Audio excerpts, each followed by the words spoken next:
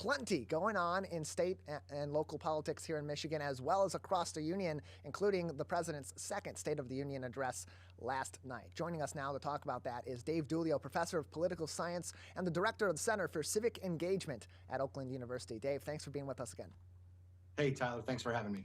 Yeah, glad to have you back on with us on a really important day following the president's second State of the Union address at a critical time when his approval ratings are continuing to be kind of up and down, and even a new poll coming out this week about his outlook in the Democratic Party, with many in the party saying they would rather he not run in 2024 at all. How much of an impact was that State of the Union set to have on those sort of metrics and the way that he's being perceived, not just across the union at this time, but even within the Democratic Party?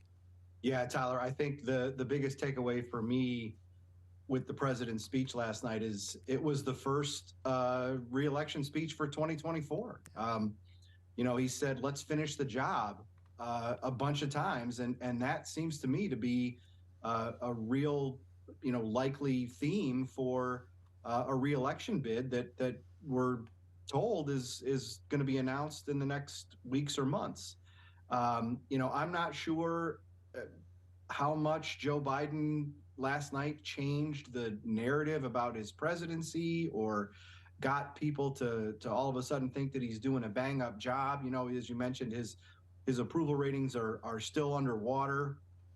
He's at, 42, 43% approval.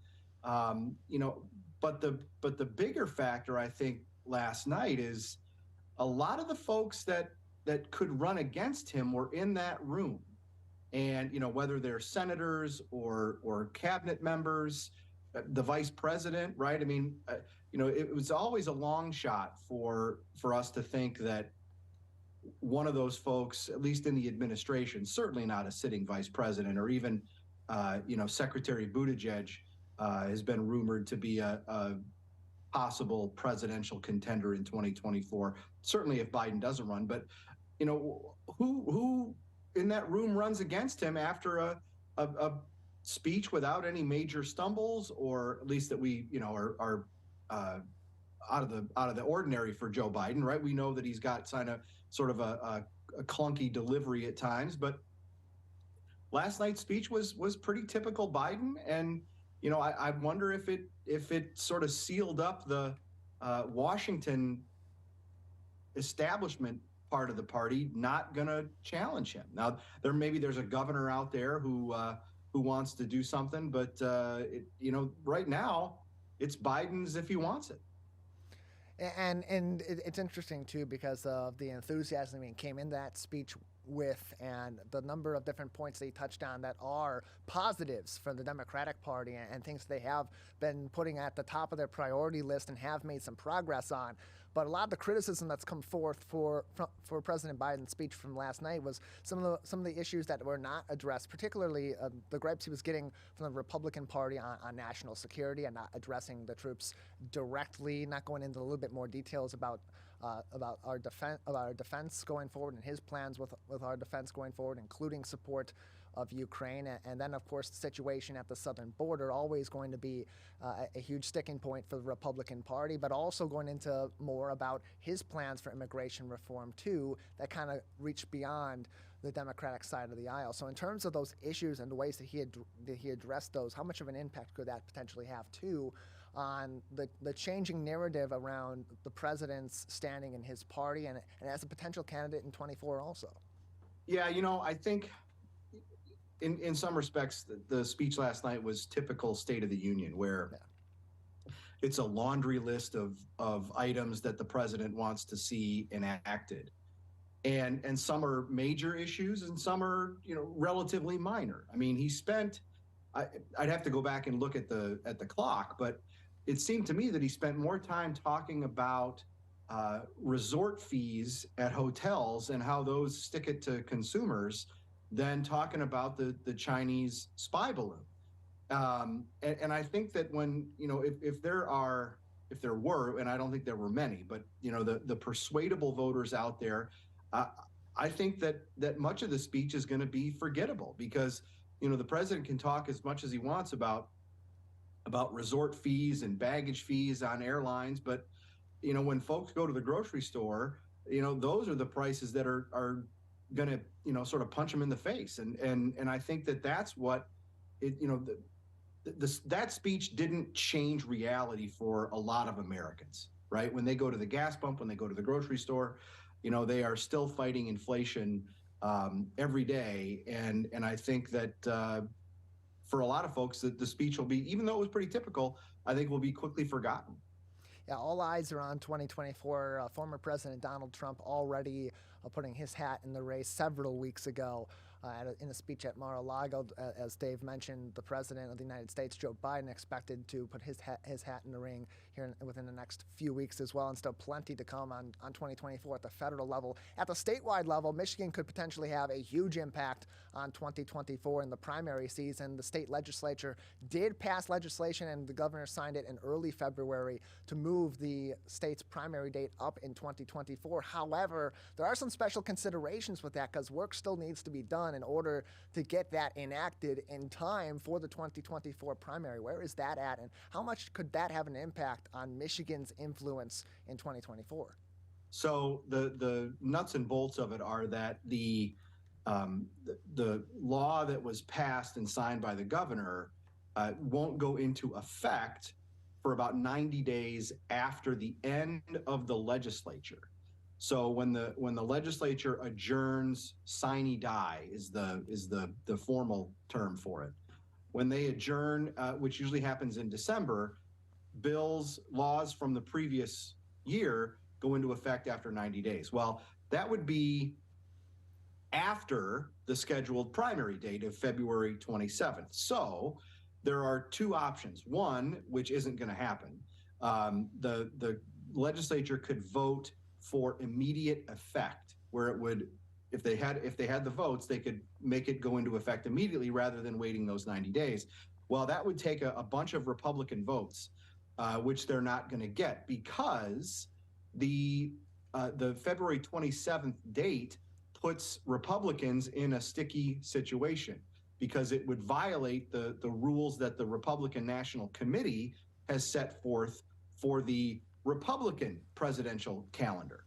Now, they could avoid all this, the state government could, if the legislature adjourns in sometime in November, where they would count those 90 days then, and it would go into effect.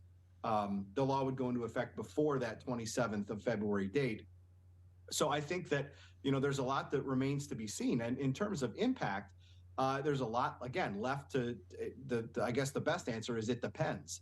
It depends if Joe Biden runs again, which again is, I think everybody expects him to. But if it's Biden and nobody else, well, it's pretty meaningless, right? Because it's a fait accompli, and it's just the usual sitting president running unopposed. Now, if there is a competitive Democratic primary, Michigan's going to have a huge role, and I think that we've seen that over the last decades and decades of the states that go in that early window of the presidential primary season have such a big impact, not necessarily in terms of picking a winner, but shaping the race and shaping the dynamics of presidential politics. So that could still be the case. On the Republican side, there's a whole lot left up in the air, just because we don't know how the RNC will handle the new date. Will they penalize the state party in Michigan, maybe with loss of delegates to the national convention? That's a wait and see game.